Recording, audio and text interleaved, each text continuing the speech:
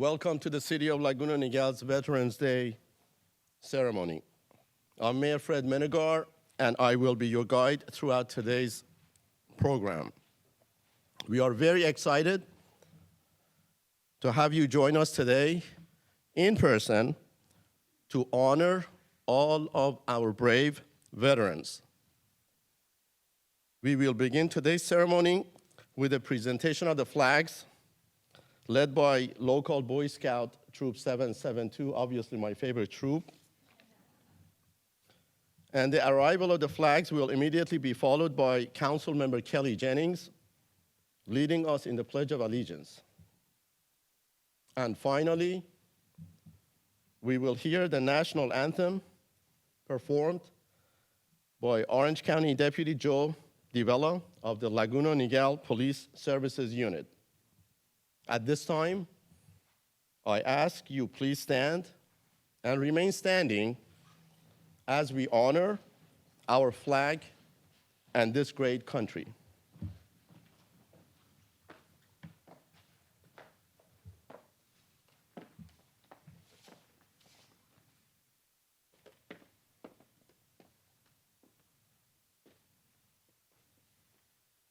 Color guard attention. Audience attention. Color guard, advance.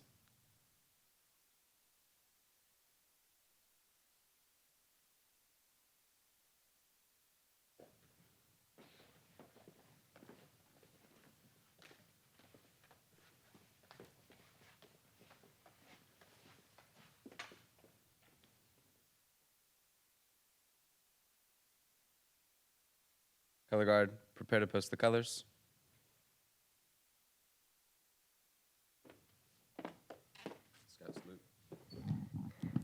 To show our appreciation and gratitude for our flag, please repeat after me. I pledge allegiance to the flag of the United States of America and to the republic for which it stands, one nation, under God, indivisible, with liberty and justice for all.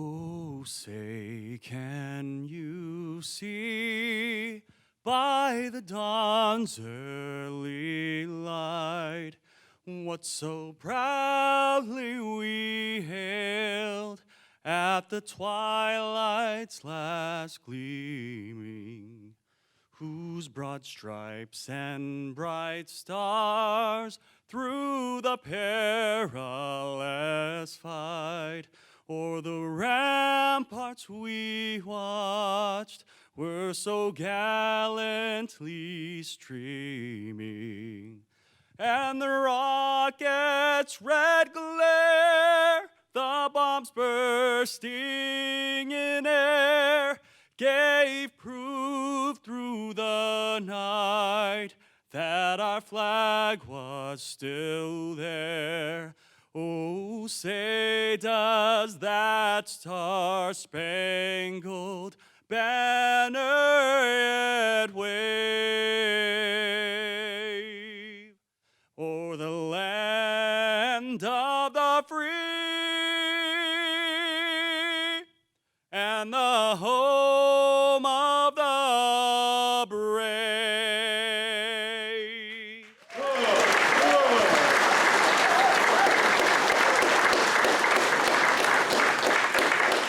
Thank you to Deputy Divella for that beautiful rendition of our nation's anthem.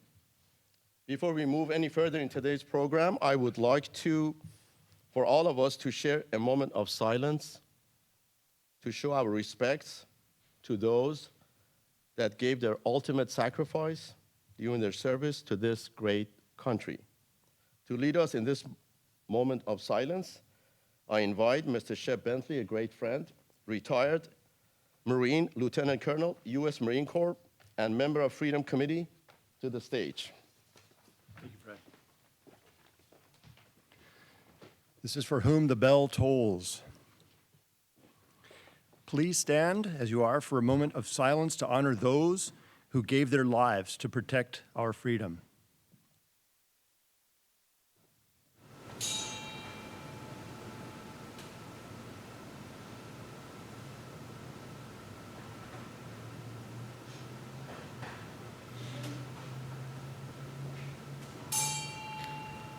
Thank you. You may be seated.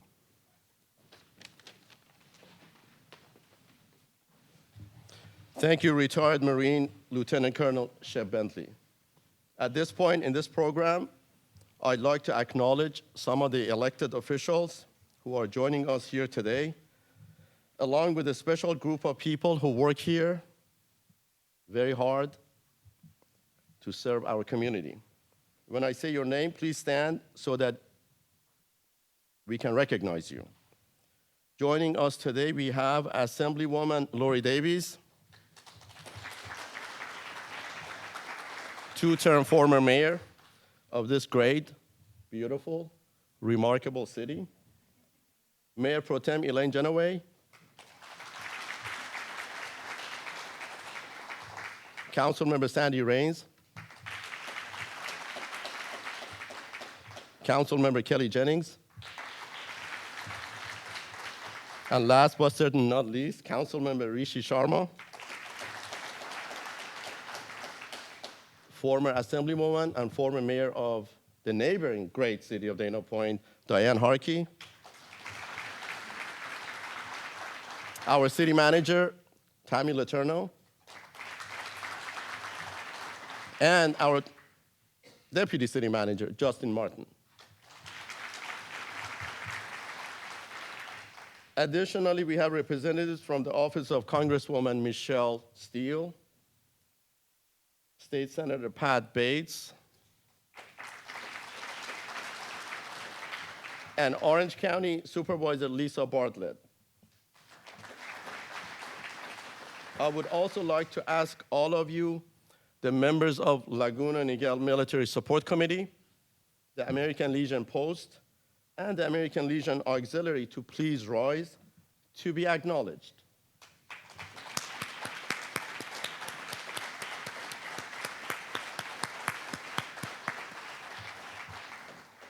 And of course, in this great city of Laguna Niguel, we are extremely thankful to all of our hometown veterans. And I'm so happy that we have so many joining us today. We will be recognizing each veteran in attendance individually later in this morning's program. As the mayor of Laguna Niguel, I'm truly honored and humbled to be here to pay tribute to our veterans and their families. Again, thank you all for being here today in this very special occasion. A veteran is a true American hero that has unselfishly placed their life on the line for our freedoms, and we can never repay them for that. Veterans Day is a very special day, a day that honors all those who have served and currently serve in the United States military.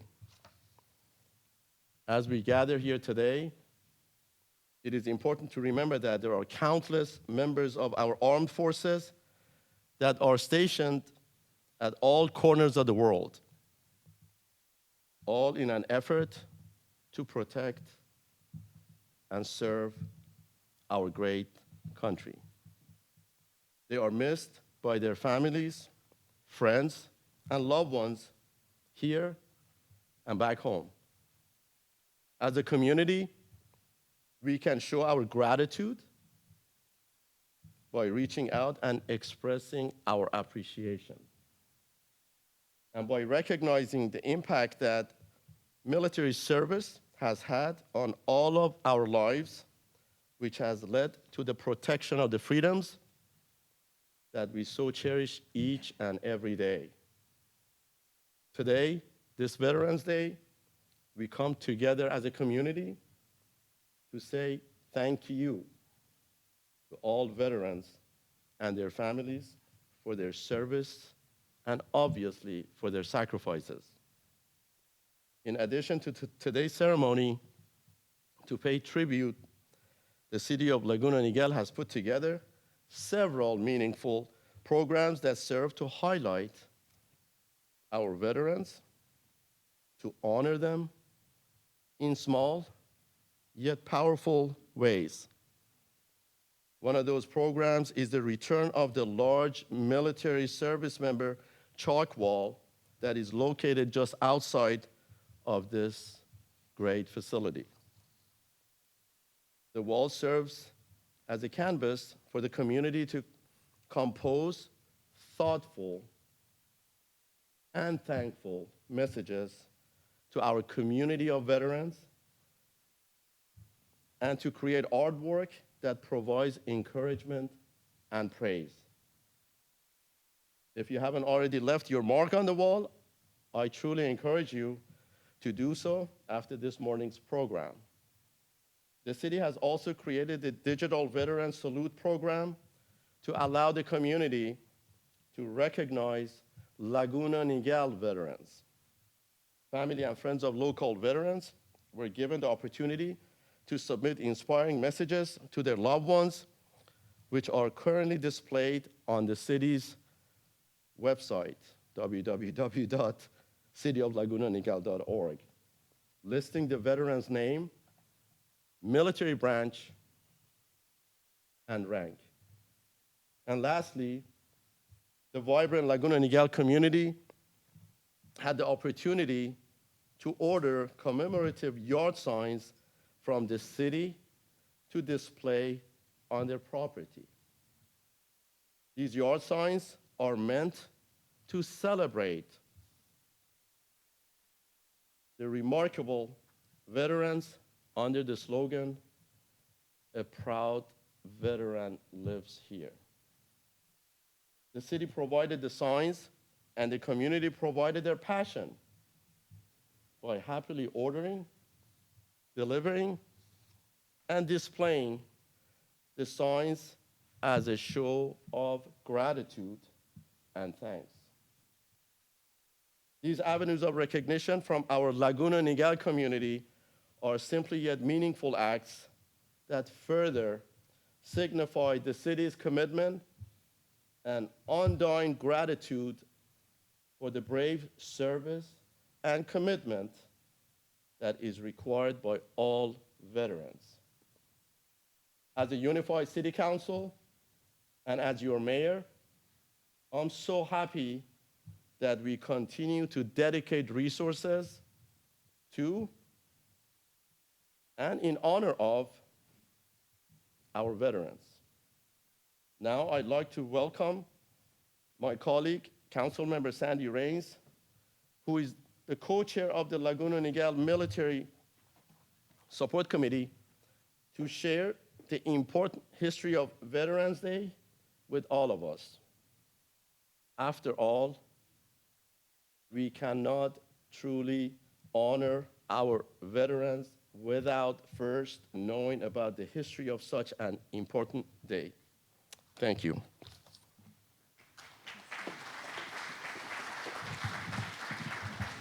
Thank you, Mayor Menegar. Good morning, and thank you so much for being here today. In Laguna Niguel, we observe Veterans Day as a tribute to our citizens who made the honorable decision to defend this great nation and its way of life by serving the armed forces of the United States of America. Thank you for being here. It is important to teach our younger generations about the history and significance of Veterans Day so that these traditions are carried on well into the future. We work to do this through the support of the city's Military Support Committee, our youth committee, and through the community programs that the mayor just mentioned. In the United States, Veterans Day is observed on November 11th. The significance of this date is meant to honor the 11th day of the 11th month of 1918, which signaled the end of World War I on November 11th, 1918. This date was originally known as Armistice Day. However, in 1954, after World War II and the Korean War ended, President Eisenhower officially changed the name of the holiday from Armistice Day to what we know today, Veterans Day. Then, 14 years later, in 1968, Congress passed the Uniform Holidays Bill, which temporarily moved Veterans Day to the fourth Monday in October. The law went into effect in 1971, but in 1975, President Gerald Ford signed a new law which returned the annual observance of Veterans Day to its original date of November 11th, due to its meaningful significance in history. The restoration of the observance of Veterans Day to November 11th has not only preserved the historical significance of the date, but it also helped us to focus our attention on the important people of that day, which is to celebrate and honor veterans for their braveness and patriotism, love of their country, and willingness to serve and sacrifice for the common good. November 11th commemorates all who served and are currently serving in the United States Armed Forces. Veterans Day is a holiday that my family and I hold very dear to our hearts. My husband, who's here today, is a retired major of the United States Army. Our daughter currently serves in the U.S. Navy in the nuclear power program. And my father-in-law, who's turning 100 on December 1st, is a World War II veteran. The history is very deep and goes back. So I appreciate and understand the sacrifice that each and every one of you sitting here today have made, and we honor you today. I want to thank the Laguna Niguel community for coming together today on Veterans Day and for your ongoing support of our veterans. It should be a conversation that we have with our family and friends on a regular basis, not just today. So I encourage you to continue on the tradition of thanking and talking and educating our young families on that. Now I'd like to welcome council colleague and fellow co-chair of the Military Support Committee, Rishi Paul Sharma, to the podium to share with us a bit about our special guest speaker.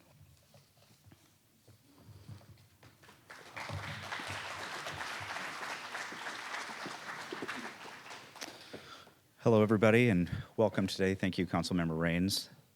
And thank you, everybody, the beautiful people of Laguna Niguel, for a beautiful city on a beautiful day, for being here and joining us today. It's very important, somebody might want to answer that phone there. It's very important that we take a moment to not only identify, but remember the sacrifices that were made by so many. As Mayor Minigard said, they gave so many gave so much, and some gave all. Today is a day of Veterans Day, and in Laguna Niguel, we remember our veterans by sharing stories from our veterans. It's not without their sacrifices that we would not be celebrating and identifying the liberties and freedoms that we have today. Today, it's my honor to introduce our guest speaker. We're fortunate to have retired Chief Warrant Officer 4, United States Army helicopter pilot, and Vietnam War veteran, Mr. Sven Akesson. He's here today to recount his memories while serving in the United States Army. Mr. Akesson was born in Sweden and moved to Los Angeles when he was 5 years old. By trade, he became an aircraft mechanic and later became a private pilot. He then joined the Army in 1969 and became a warrant officer. With basic training and pilot school now under his belt, he was deployed to Vietnam to fly troops, supplies, and was assigned to the Air Cavalry Unit, tasked with protecting highways and fire bases from enemy attacks. He flew many missions. However, his most rewarding experiences, he shared, was flying the wounded soldiers back to hospitals and then later finding out that they had actually survived. In total, he spent 16 months in Vietnam and then retired from active duty in 1971. Shortly after, Sven joined the California National Guard and proudly served there for another 20 years, flying missions during floods, riots, drug interdictions, and doing border patrol. He retired as a pilot in 2007, nearly 40 years later. He currently is a proud member of the Orange County Freedom Committee and shares a story and experiences in the military throughout the community. He's been said to say that it's been very rewarding, not just sharing their stories within the community, but sharing it with the youth. He's been married now to his wife, Cookie, for 47 years, and they're proud parents of 2 sons and live locally here in Mission Viejo. We're very fortunate to have him join us today, and without further ado, I'd like to introduce to you, ladies and gentlemen, Mr. Sven Akesson, retired U.S. Army Chief Warrant Officer 4, Vietnam War veteran, and helicopter pilot.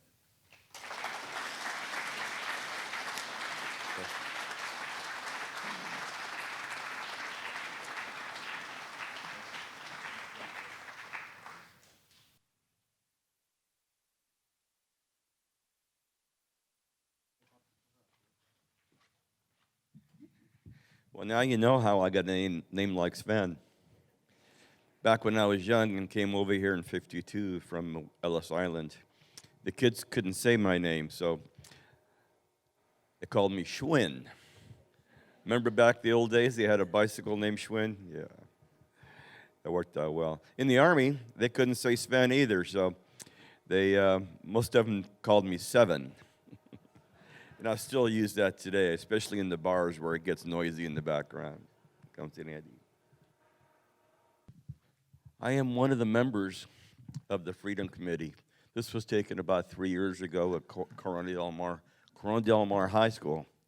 And they invited us to a luncheon after we had spoken with them. And what a great group of gentlemen and veterans. Our motto was passing the torch of liberty to the future generations. That's our motto. In this picture 3 years ago, it's not the same right now. We have lost several of our members that were in the 90s.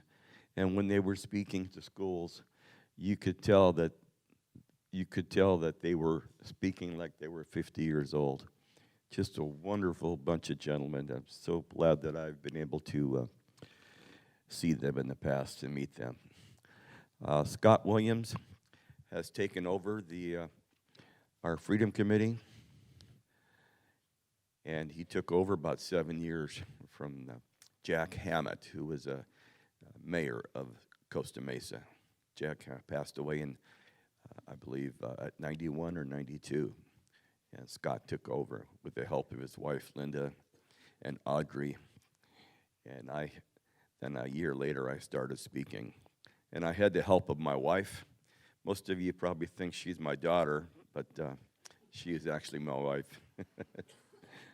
She's aged really well.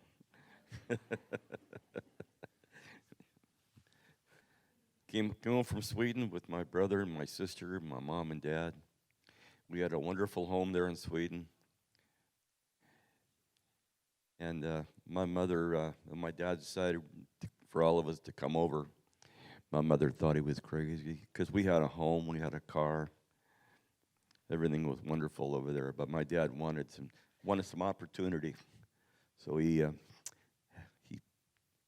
all waited to get our paperwork in, and 2 years later we were able to go across the ocean, and I ended up in New York and going through Ellis Island. What a shock change it was for me. I remember because I was 5 years old.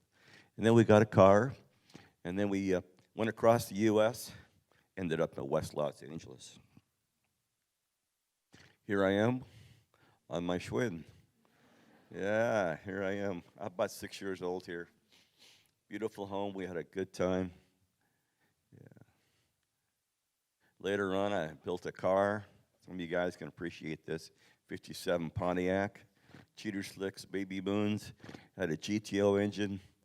It was one of the fastest cars around.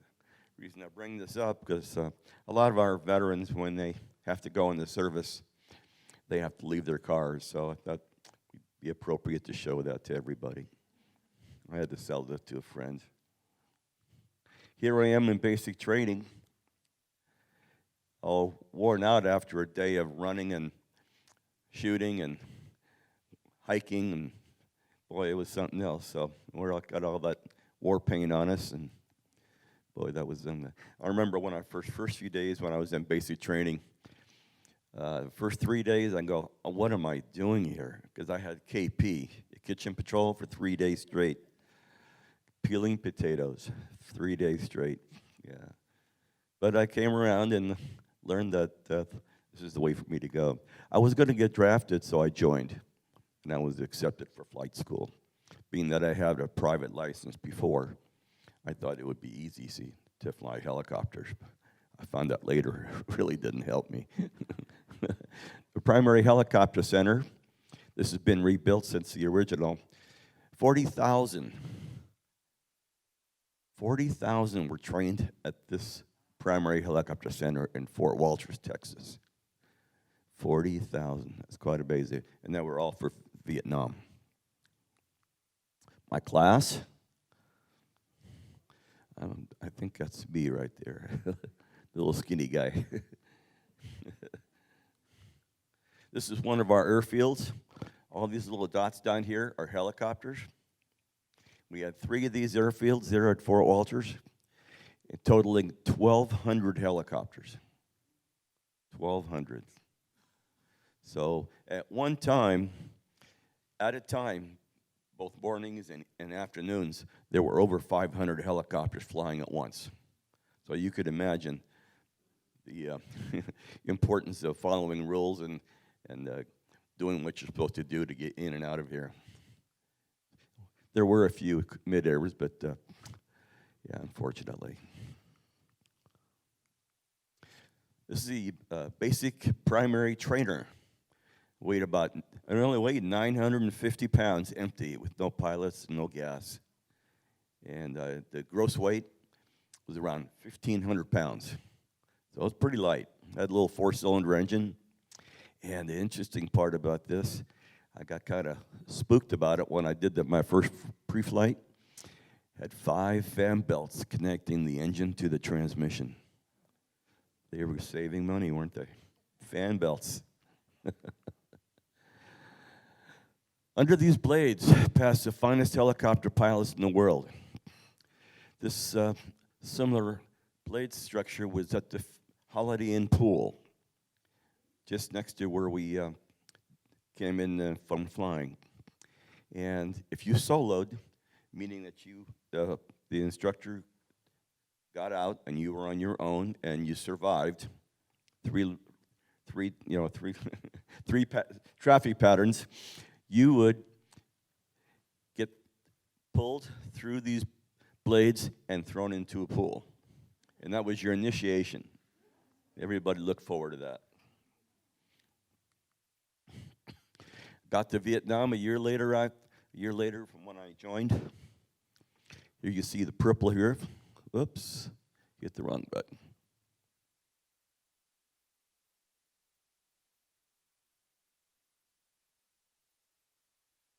Okay. Vietnam, you can see here, this is North Vietnam, and South Vietnam's down here. Another picture. Okay, here's the whole of South Vietnam. It's divided into 4 sections, 1, 2, 3, and 4. This is 4 here. And they called the first section I Corps. Most up there were Marines. I was down here in this area called the Central Highlands. The elevation was about 2,500 feet. It's a little bit cooler. I was first in Pleiku, and then later in An Khê. 4th Division. I was assigned to 4th Division, called Campanari. This is only a very small part of it. Give you an idea how big it is. It's like a small city, supporting the ground troops and supporting everybody else that's out in the field and out flying and so on.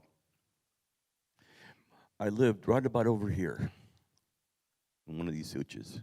And you can see this is where the helicopters would be set with revetments to protect them.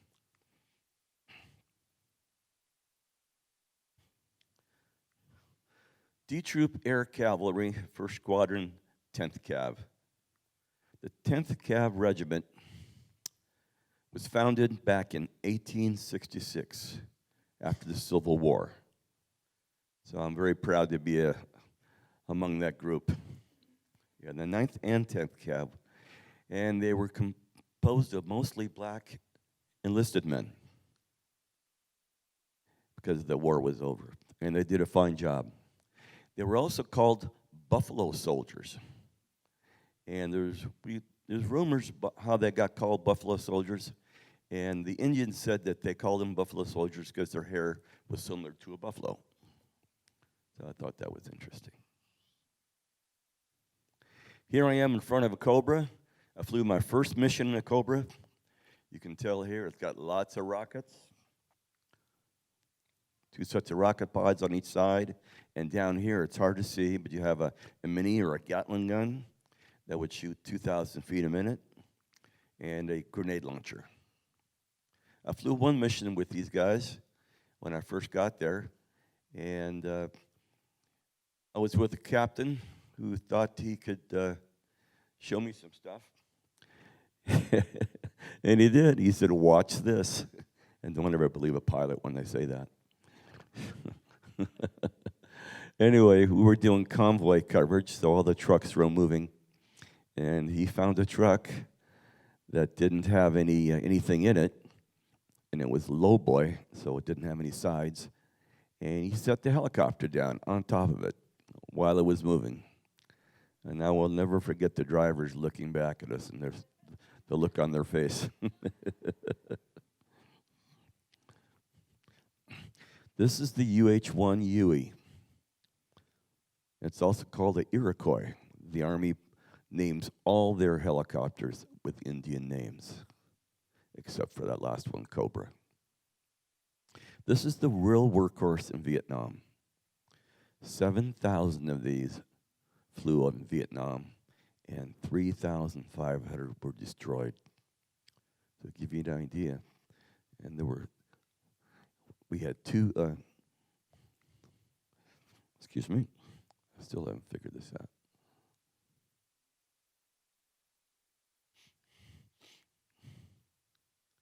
So we had 2 door gunners, one on each side.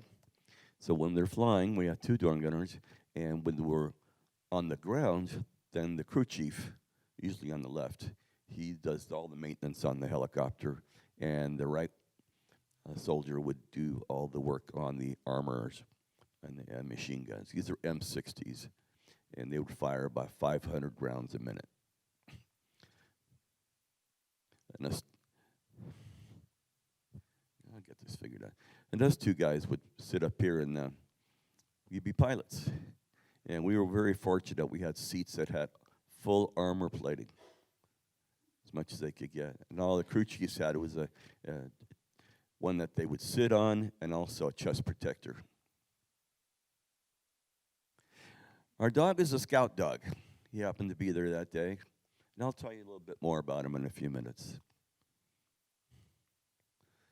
The cockpit, just a little thing I thought interesting here is just basic instruments in the Huey. And we still had ashtrays.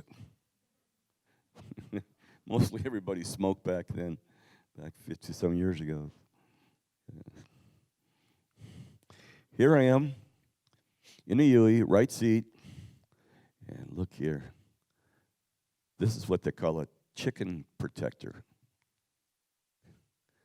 All those guys wore chicken plates, okay? Just in case. And like, again, the seats are all full of armor and everything. The seats weighed over 200 pounds. So we felt pretty comfortable. Now, one time when I first got there, we would switch crews several times. And I flew with a captain who didn't want to wear a chicken plate. And I kind of thought it was kind of weird, you know. But I didn't say anything to him because he's a captain and I'm just a warrant officer. But he jumped in the seat there and found, tied himself in.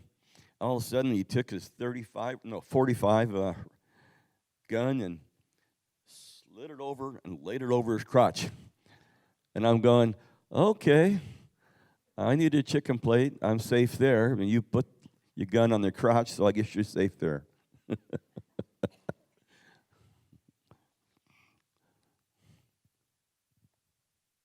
One of my roommates, give you an idea, the size of his helicopter. That's a scout helicopter, also called a Cayuse or an OH-6. I need a little better picture there. These were very good helicopters for scouting. They were very quick and fast, and we would use one pilot and one door gutter. You can see the door gutter will be in the middle here.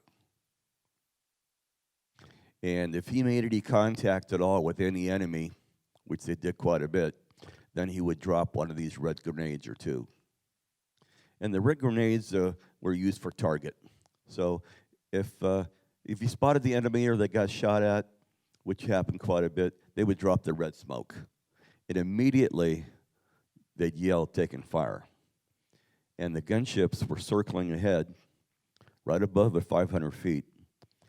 And within probably 15, 20 seconds, they had 4 or 5 rockets hitting that site where the red smoke is.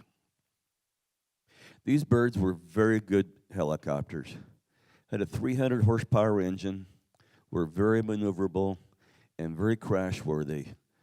We had one of our pilots crash one of these in the evening, flying into the sun, and he hit the ground, and everything just broke off and it rolled like an egg. The whole tail boom rolled off, and the rotor system and the skids and everything else. Quite amazing helicopter.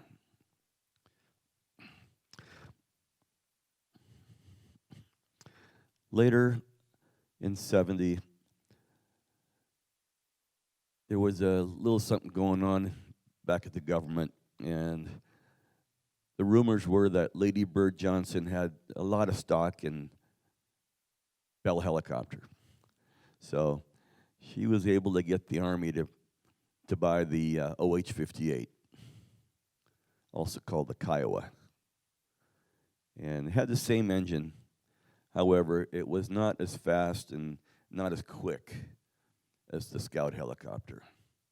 So the pilots were not that happy with it. It was okay for flying A to B, airport to airport.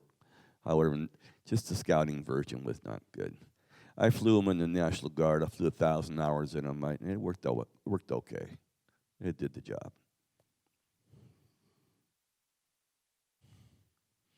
Here's my favorite picture. You see 3 helicopters there? I'm pretty proud of that, because I'm in the aircraft that took the picture. I'm flying it. Yeah. And if you look right here where oops, I was hitting the wrong button again.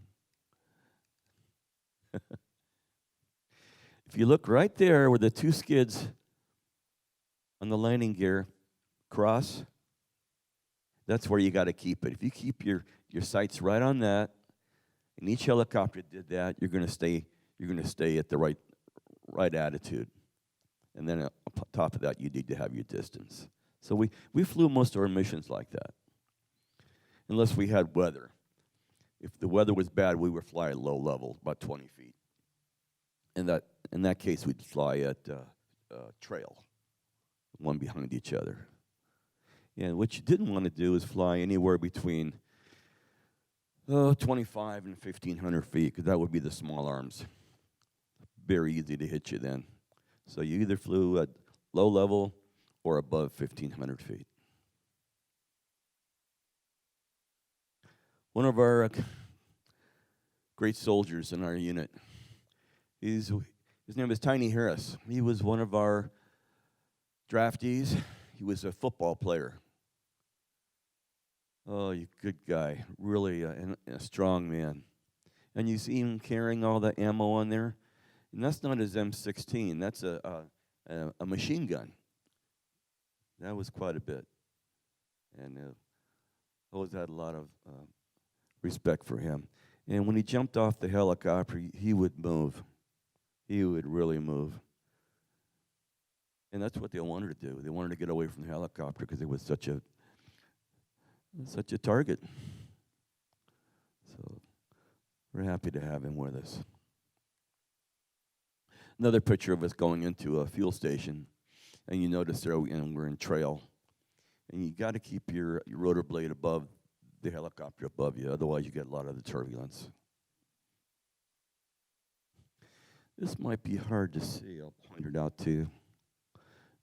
There's a loach right there, a loach right there.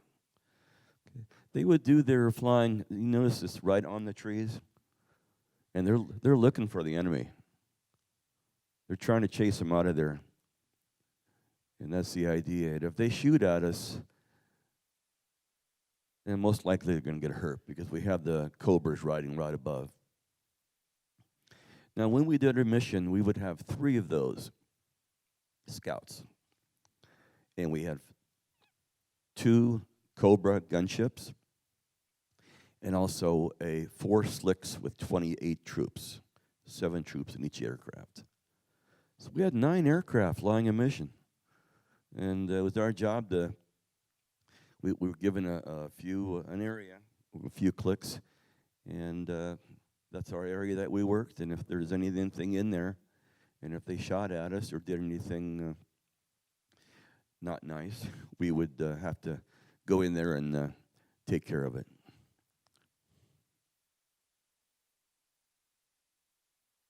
Tow truck, CH-47. He was not in our unit, but he was readily available whenever we called him. Yeah, he would also carry artillery, or could also put about 25 men inside, but the tow truck thing was really, really handy. So one of our birds got shot up, he would come out and pick it up on the cable and fly it back to the maintenance area. Smoke. Smoke was very important. We had several different colors. The red is normally used for a target. And we had a purple, a yellow, and a green. And the reason we had so many different colors, because when we were going to into land to pick up some troops, they had to pop a smoke for us, and we had to identify the smoke. That way we knew that it was them and not the enemy. So it's very important now with different colors. Jungle rules. After a day of having a lot of missions, we got back early. We'd had volleyball, but you notice the net's all pulled down. So that's what we call jungle rules. We made a lot of fun out of that. Also, you see one room there.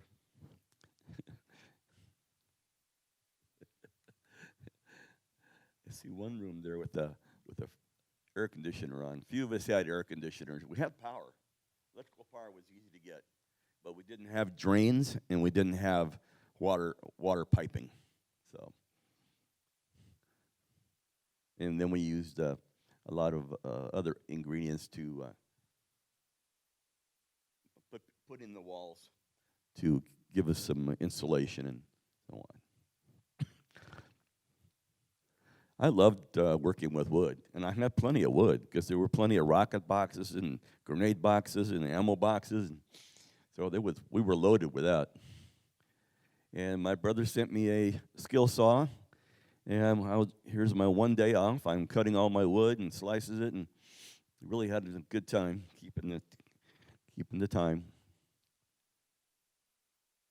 And then I made my own stereo cabinet and chair and wall, and you notice we had one television. that was run by the Air Force. We had one station, and most of the program was hee-haw.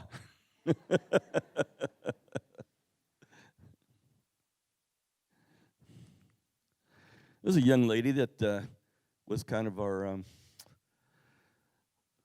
lady that took care of our boots and our bed and washed our clothes and took care of our pets. We had several pets over there, and they were really nice to have.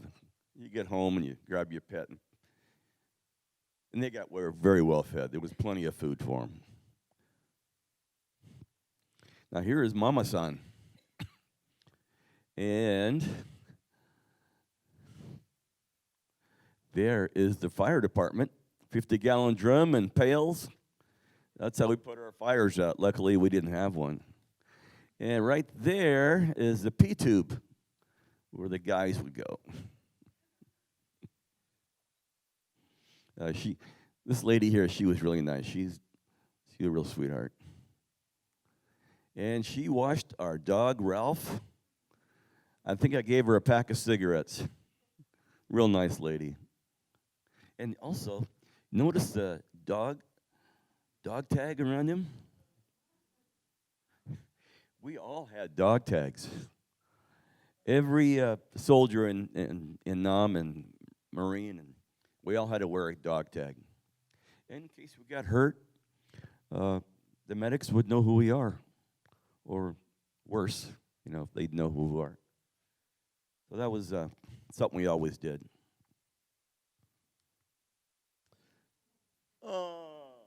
That's what the kids do. Kids all go, oh. Yeah. I don't know what kind of monkey that is, but he was a cute little guy. One of the sergeants in another unit had that. And he would crawl all over him, and we'd give him bananas. And yeah, that was fun. Something passed the time away when you weren't working hard. Oh, that was our sweet dog that we had in our unit. We had one dog that would walk point. He was a war dog, a scout dog. He walked the point. He would be the first one with the first guy walking through the jungle. And they have, as you know, have very good smell and very good eyes. And they have a very good sense of things they're coming up on. If they happen to see or smell an enemy, or see maybe a booby trap, something that wasn't right, they would just stop. And then the soldier that he's with would stop everybody else, and they would check it out, make sure it wasn't going to hurt anybody. It's estimated we had 5,000 dogs in Vietnam, and the rumor is they saved about 10,000 of us. Unfortunately, only 200 of them came home. That's the sad part. They were kept there and given to the Vietnamese when we left, and we don't know how they treated them. A lot of the guys got so very attached to their dogs, and it was very difficult to leave them and give them over to somebody else. Beautiful animals. As you notice, the terrain that we flew over was very nice. This is an area just between Pleiku and the Cambodia border. Excuse me. This was a waterfall we'd fly over constantly. And also, Mang Yang Pass. This pass is between Pleiku and Anke. Highway 19 goes right through the middle of it. And the French were going through here in 1954. And the communists were waiting for them. And they lost 500 of the soldiers, 600 wounded, and then another 800 became POWs. All their vehicles were damaged. They were really hurting bad. Just after that, they ended up going home, those who were left. It's kind of hard to see in this picture, but this whole area right here has gravestones. And they buried all their soldiers standing up and facing France. And after the war in 1975, the communists took the stones away so nobody be reminded about what happened, unfortunately.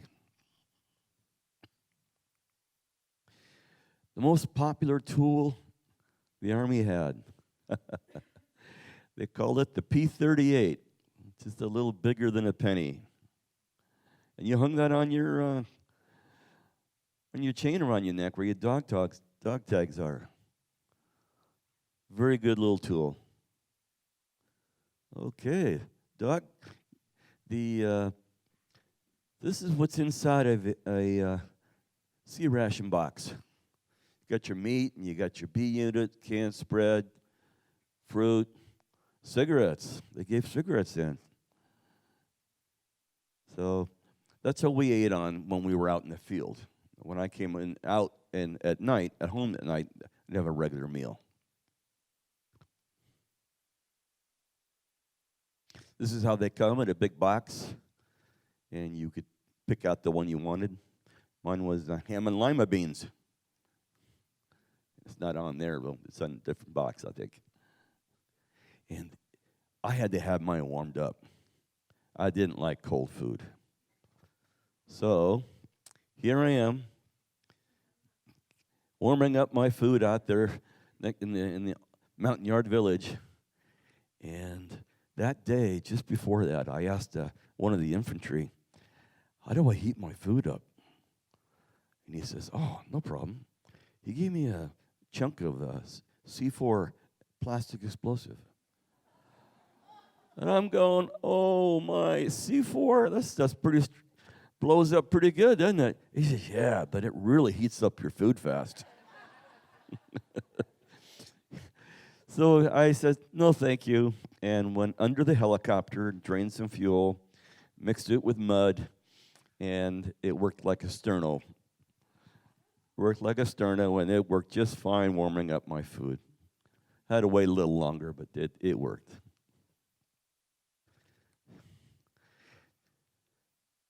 Mountain Yard Village. This is the mayor's house. They build their homes with no power tools and no conventional tools that we're aware of, just axes and other tools that they use. Very good making things.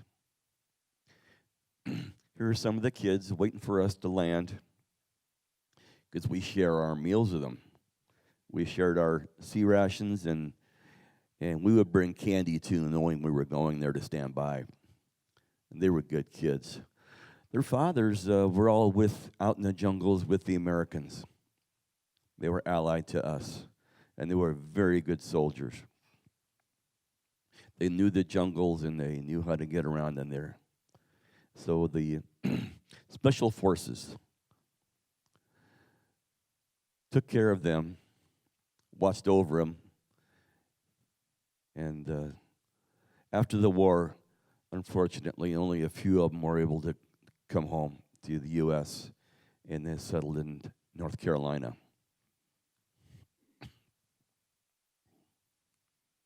Here's some of the younger kids. I think he's got some nutritional problems, the one in the middle. Here I am with 3 more. This gentleman, he saw me with a camera. All the pilots had cameras. So he's there, and he stood at attention and closed his eyes. I thought that was interesting. I love that picture. Mom and his son are with him. Young lady, this is the floor of the helicopter. She's looking at us like, do you have any candy for me? And we did, of course. That picture should have been on Life magazine. Really cute.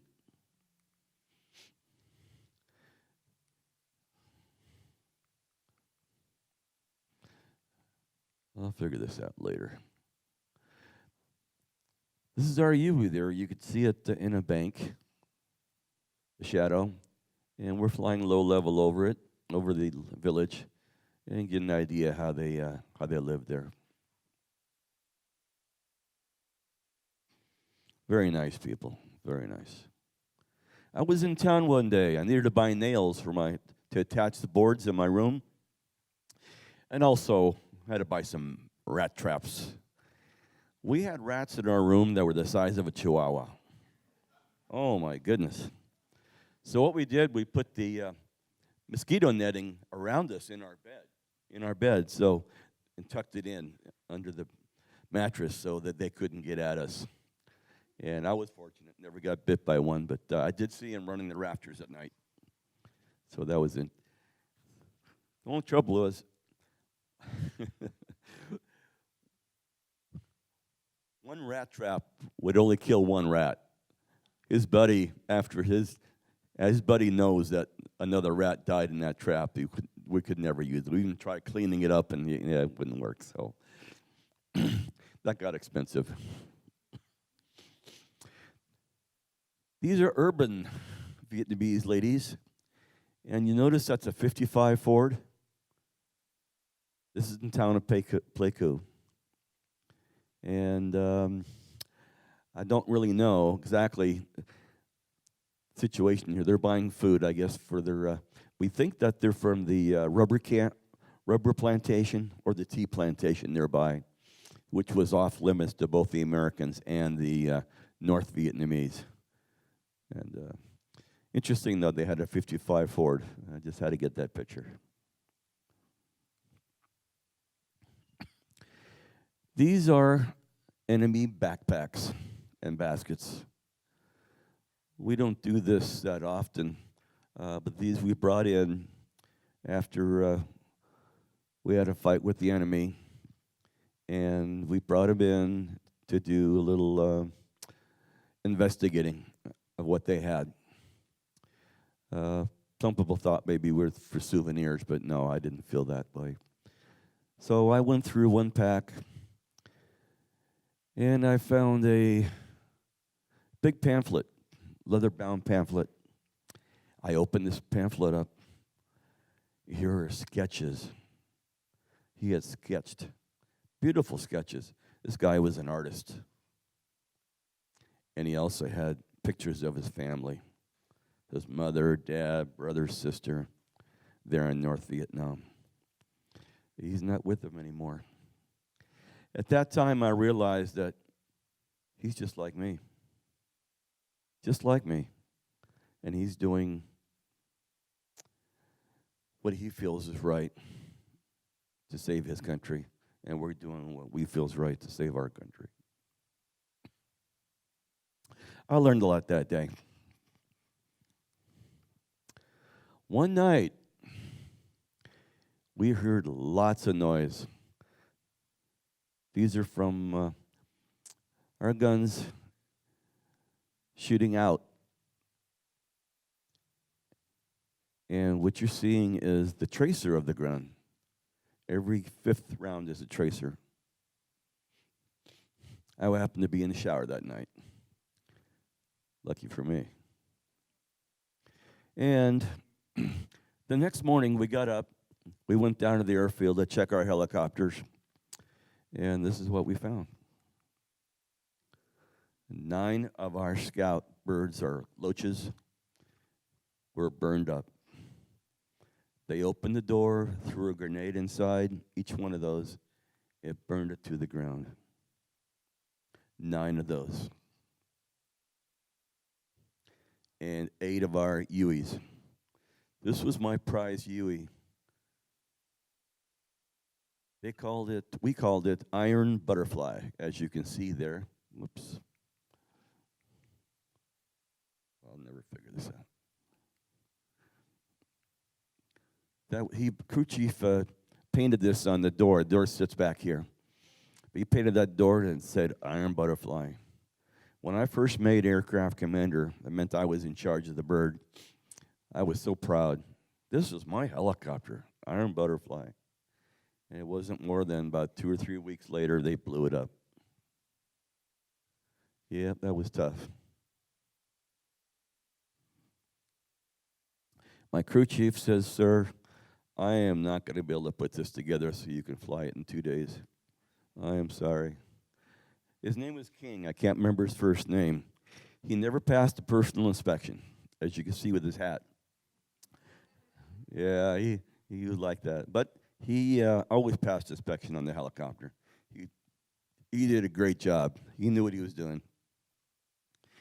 The importance of a crew chief and or 2 gunners when you're flying, they cleared your tail. We could only see forward and a portion of the side. They could see more than we could. And they were very important to us to keeping our tail from hitting anything. There were many times when we could back up. We would back up into a jungle opening to pick up somebody. And if it wasn't for them, we never would have made it. The tail rotor would have hit something. And that's not good. The tail rotor doesn't take sticks very well. So I'm really happy with those 2 guys in the back. When they work together, and when they load up the crews, and they're so fast. As soon as the guys on the right are up inside the ship, they the crew chief goes, clear right. And on the left side, clear left. As soon as I hear that, clear left, I am pulling pitch. I'm pulling out of there. I don't look at it. They take care of that part.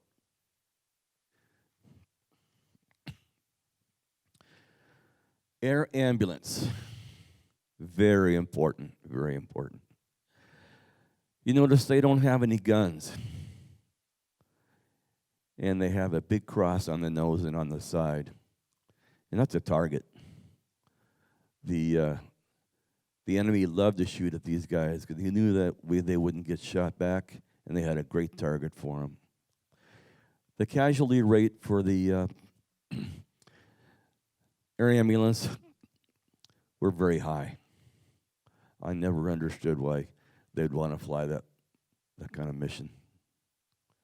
Very good guys. Here they are loading one. And their call sign over the radio was dust off. So whenever you heard them talk about dust off in the air, when you hear the name dust off, you give them, you make contact with them, and you tell them you can help them if they need it. And their gunships most of the time would follow them and cover them to where they were going. The secret is, when you have a wounded soldier, is to get him to the hospital within an hour. They call that the golden hour.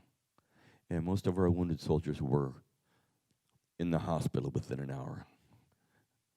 They were, so by use of the helicopter and dust off, it worked very well. I did a few dust off missions myself. I was not called dust off, but if somebody got hurt nearby me and it looked like we were so far out and it would take a half hour for the dust off to get there, I would take him to the hospital. I did that several times, and I got him back in really quick time. And I found out the ones that I had brought back to the hospital, I checked, and every one of them survived. That really was a good feeling. Really a good feeling. However, one didn't live, and it was a North Vietnamese soldier. They brought him to me and said, "Can you take him to Quy Nhon?" And they want to interrogate him. I guess he was higher up, in the status, and they wanted to interrogate him and keep him alive. So I did, and we flew all the way to Quy Nhon. Unfortunately, he did die before they were able to get any information on him. I kind of wished he had lived, even though he's the enemy. And I didn't bring that up till after I retired at 60. I was kind of held that in. I wasn't sure if I was going to get, ribbed or made fun of because I saved a enemy soldier. So I let it go. I don't feel bad about it now. I feel good. I did my best. Here I am home on my leave.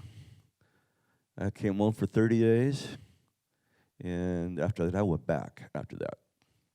This is where I met my wife, Cookie. She was my girlfriend there. That was 51 years ago. Yeah. I went back as a instructor and maintenance test pilot, so I didn't fly missions when I came back.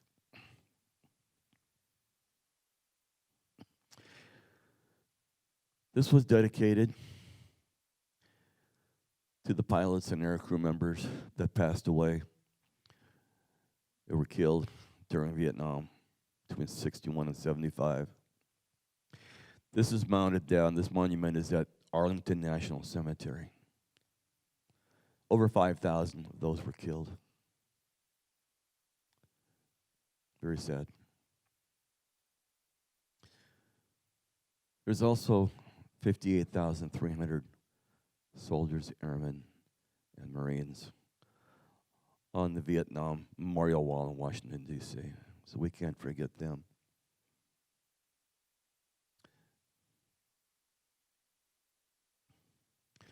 Just kind of made a picture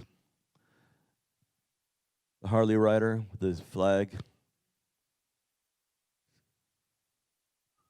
presenting the flag to the helicopters. I always liked this picture. And I used to ride Harleys, my wife and I. And a great picture.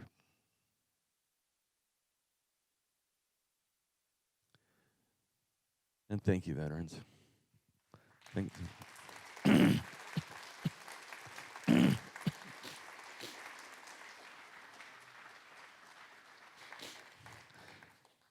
Now, when you're in stores or when you're anywhere, all you veterans, please wear your hats.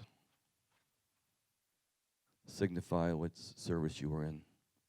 And those of you who weren't, please say thanks for your service to those that have their hats on.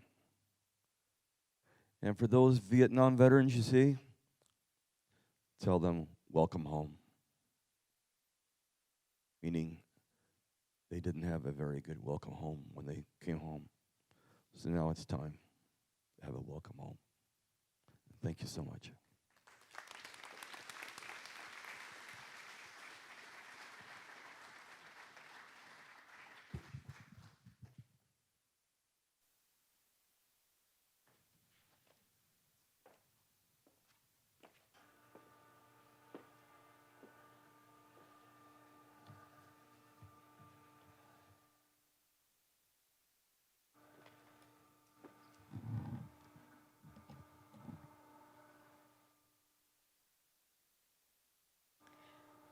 Wow, I can see we've all been very moved by what Chief Warrant Officer Akesson has shared with us today.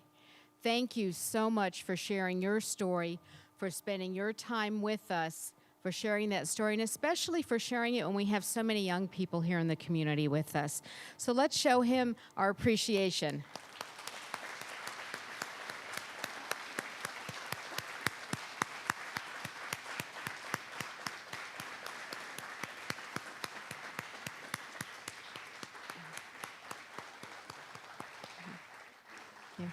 And to Cookie, thank you for your support of your husband as he served our country and his continued service through the Freedom Committee, which shares this history with our community. So thank you so much.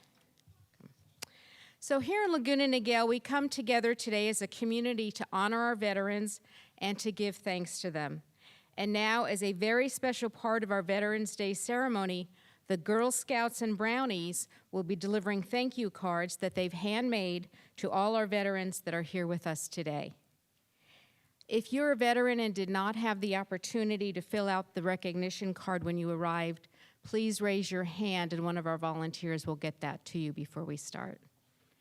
Good, I see they got everybody. Okay.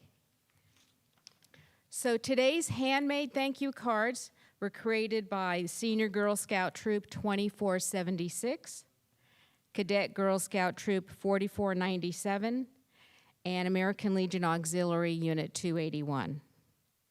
To all of our veterans, when your name is called, please stand to be recognized if you're able to.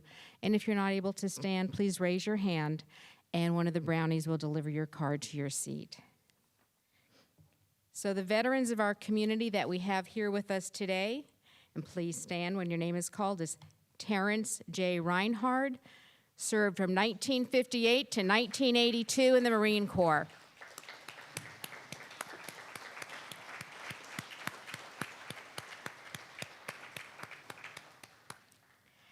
David Tuma, 1982 to 1984 in the Air Force.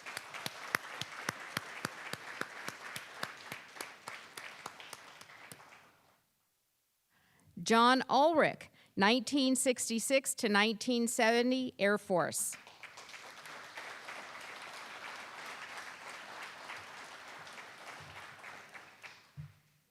Scott Williams, 1966 to 1969, Army.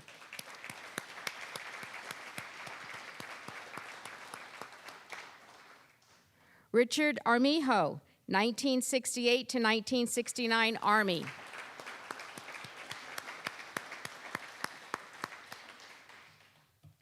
Barry Whites, 1961 to 1967, Army.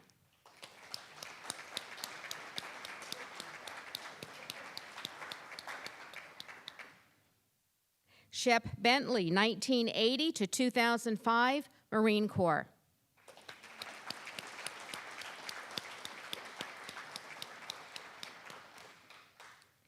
Steve Morris, 1954 to 1956, Army.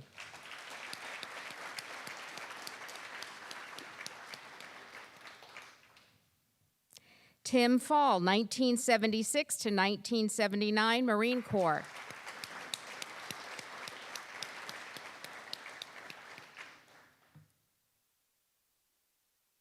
Jim Van Schack, 1946 to 1948, Army.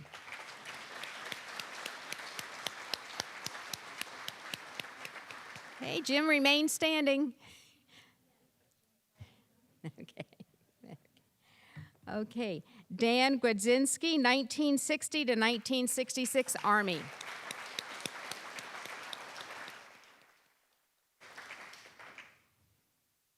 Wes Eastep, 2017 to 2021, Marine Corps.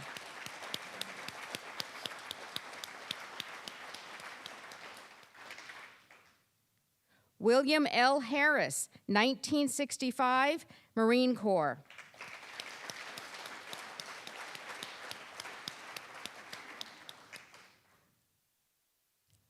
Bill McCloskey, 1968, Marine Corps.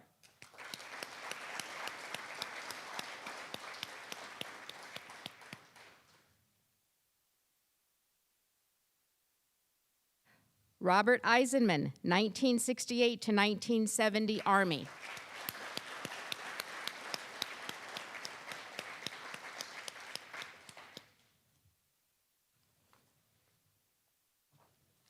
Bill Lieber, 1973, Army.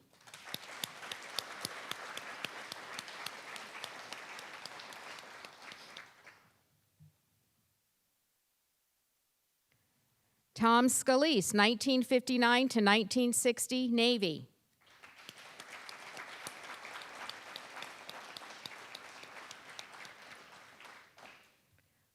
Dwight Moodry, 1964 to 1970, Army National Guard.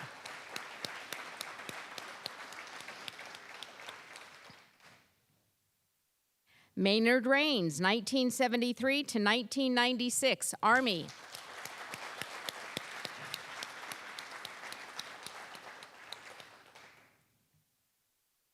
Frank McGrath, 1970 to 1976, Navy.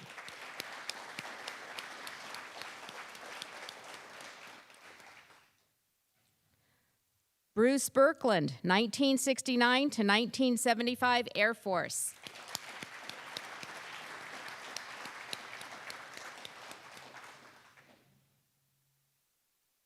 Bob Berube, 1967 to 1971, Air Force.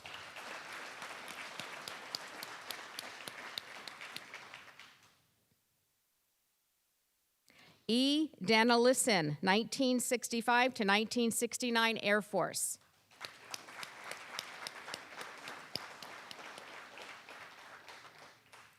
John Wilson, 1972 to 1979, Air Force.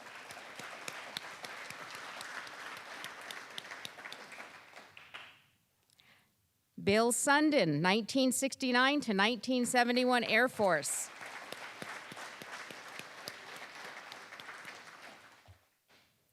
Sven Akesson, 1968 to 2007, Army.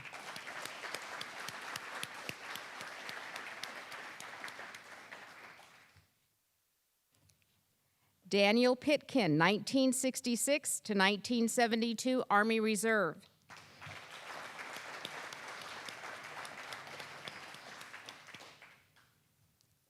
Mike Black, 1968 to 1972, Marine Corps.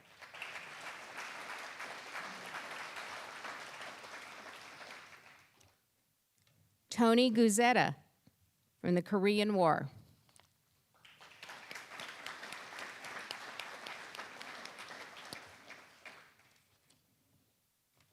In honor of Keith Purrington, Army.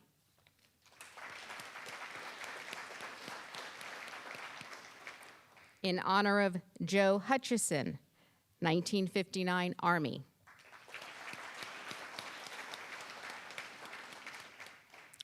and in honor of Jerry McCloskey, 1951 to 1961 Navy. Okay, Marilyn?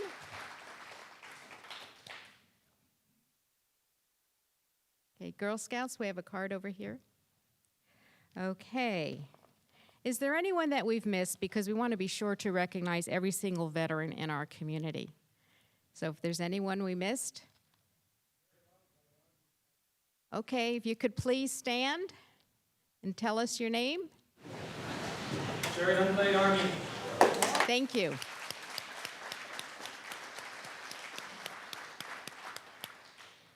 Okay, is there anyone else we might have missed? Dennis Mulvaney. In honor of Dennis Mulvaney, Air Force.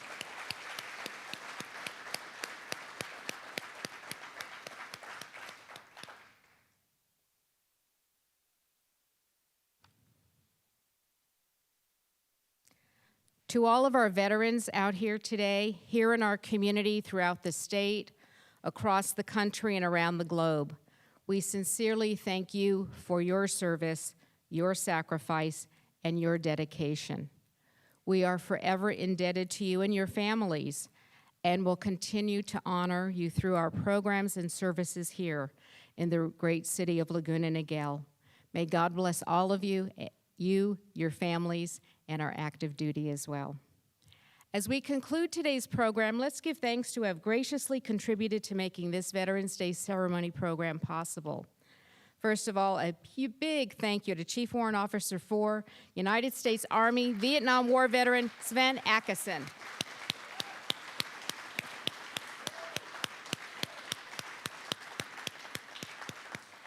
Hey, Orange County Sheriff's Department Deputy Joe Davila.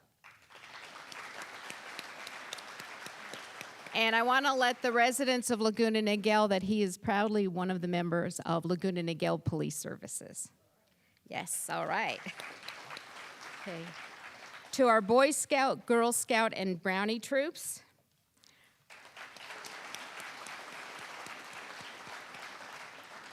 Mayor Fred Minigar. Laguna Niguel City Council members Sandy Rains, Kelly Jennings, and Rishi Paul Sharma. City Manager Tammy Letourneau. Deputy City Manager Justin Martin.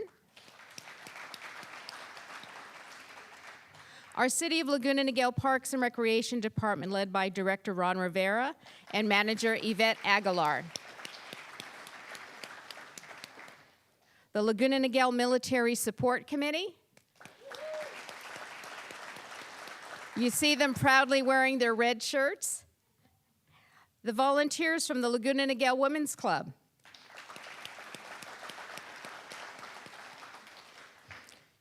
American Legion Post 281.